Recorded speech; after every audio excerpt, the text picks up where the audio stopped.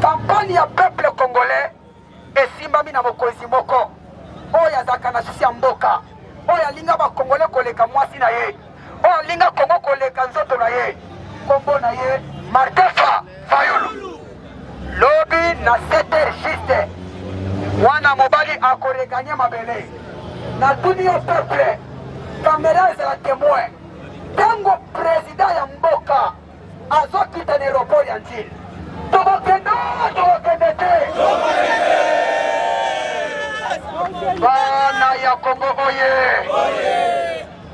na tuni bino motuna tango mokonzi ya Kongo l'homme valablement élu azokita na kati ya capitale na tuni yo motuna bandeko nyonso bakola na biso monde ate bamona bokokende te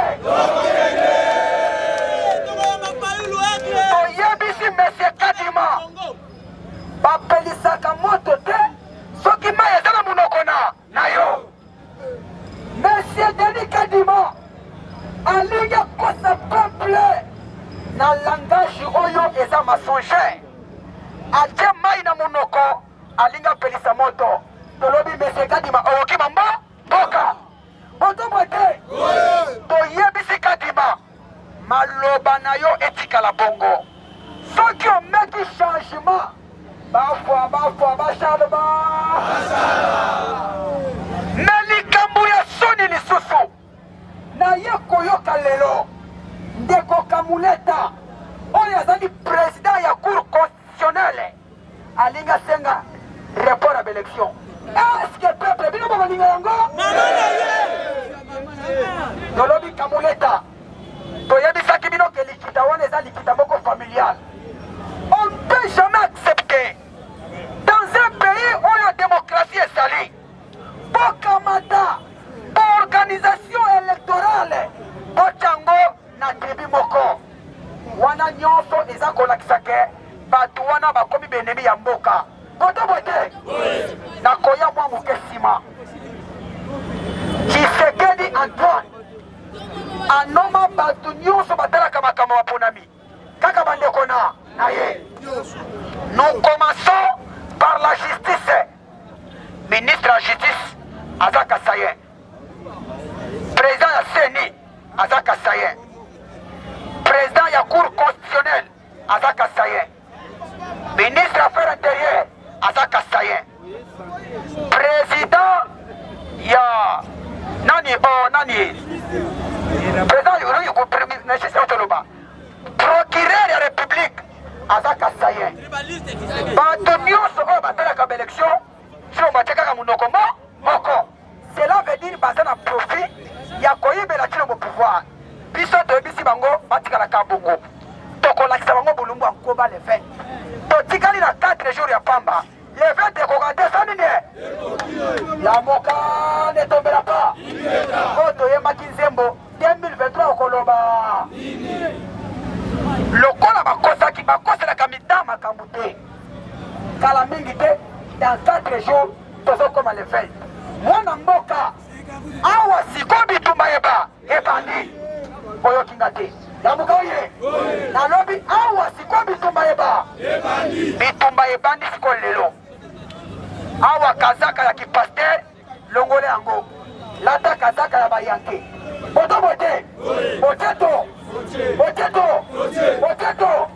okoya mboka na biso moko lobi tango mokonzi ya mboka azokita monde entier basentir ke président akongo komone matefa me namoni bombabomba nazoyebisa mese Kabuya Augustin Kabuya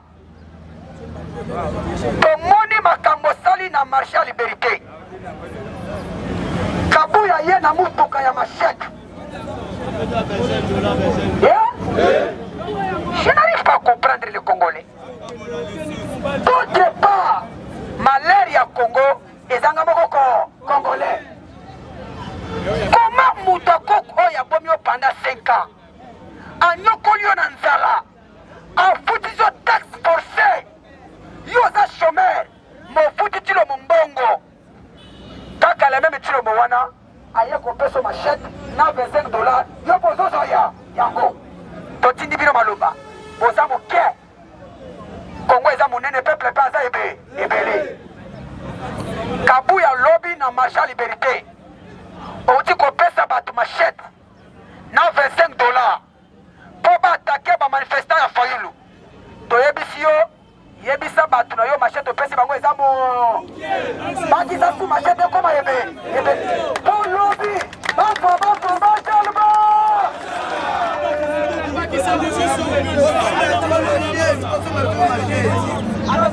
biso na ka ya Fayulu topesaka munduki te topesaka machette te peuple aleki machette aleki munduki toyebisi yo Monsieur Kabuya makambo zosala okoluka mboka ya kovanda ndaku na yo tokobuka ya yango message ya mibale oyo tokoyebisa bakongomani élection oyo ezoya lisu likolo ya technique eza ndenge nini okei na bureau de vote ovote Fayulu obimi libanda olokoti libanga otango na liboko botobote na bandeli okei na bureau de vote ovote Fayulu obimi libanda lokota libanga tango ozovote ozwi libanga kozonga ndako te telema liboso ya biro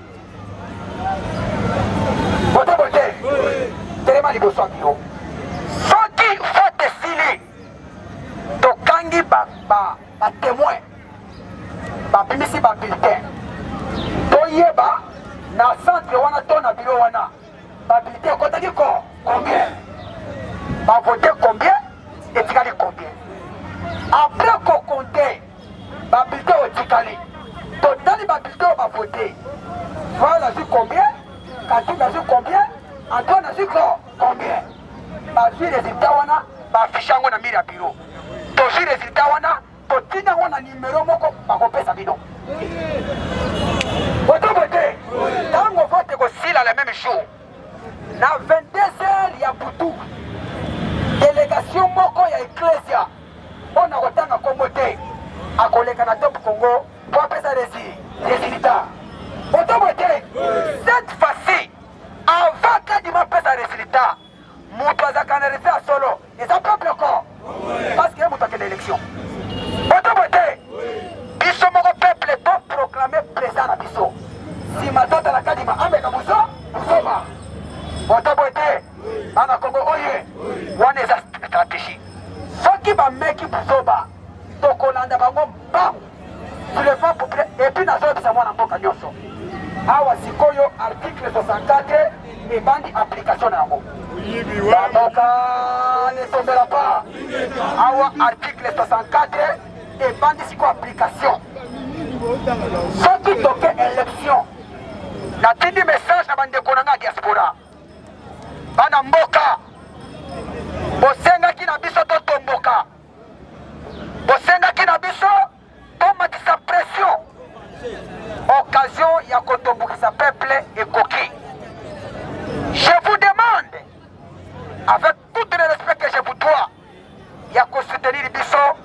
bamike boza nango et permettre biso tosala eloko toya nango posa.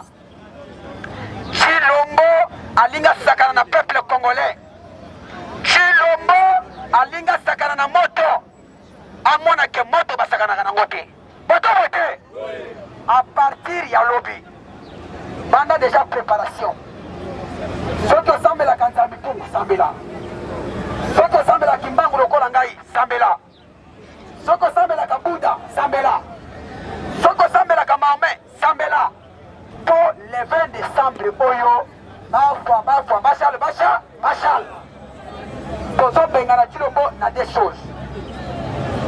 Toko bengana Chilombo na deux fois. Selon liboso toko bengana la Chilombo. Yali élection. Soki élection salami, Chilombo fwa lungwa. Soki élection salami te, Chilombo toko bengana na soulèvement populaire. C'est-à-dire toko sala soulèvement populaire le 20 décembre na partir ya minuit. Poto mona le 21, babalabala nyonso ekangami, moto bandi, destination palais du peuple. Boto bote, mwana Congo, tala passe ya 5 ans. Tosa tonyokami pendant 18 ans. Kabila bato yako kuta na mbula moko, atiki bango bakomi déjà ba majeur. Chilombo ayoko 5 ans. Plus 18 ans. 23 ans, moto déjà abandi licence. Namuka oye? Anyoko le biso na nzala. Awa soki babakisi bino 5 ans. Mokomi na 28 ans. Bokobonga mokoloni. Yango tosengi na bakongomani. Tokoboya buzoba cette fois-ci. Boto bote. Lokola toza na makambo ebele ya kosala. Oyo tozotambola na bakartier. Mpona kosala évangile selon Martin Fayulu.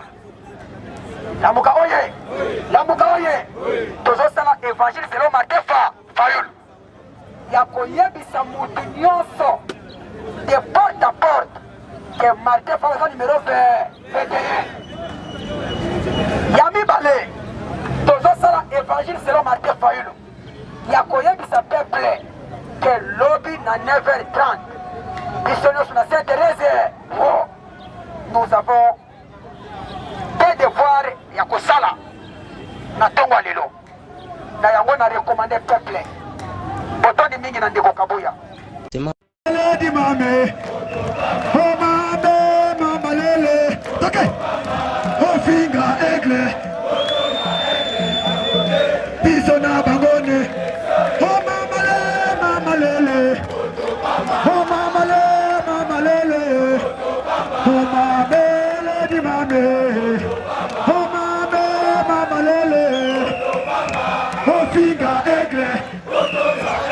Okochamu noko na balabala awate Pasapana Mame bana chambwe Take O mamalele O mamele di mame O mame bana chambwe Take O figa Bangaye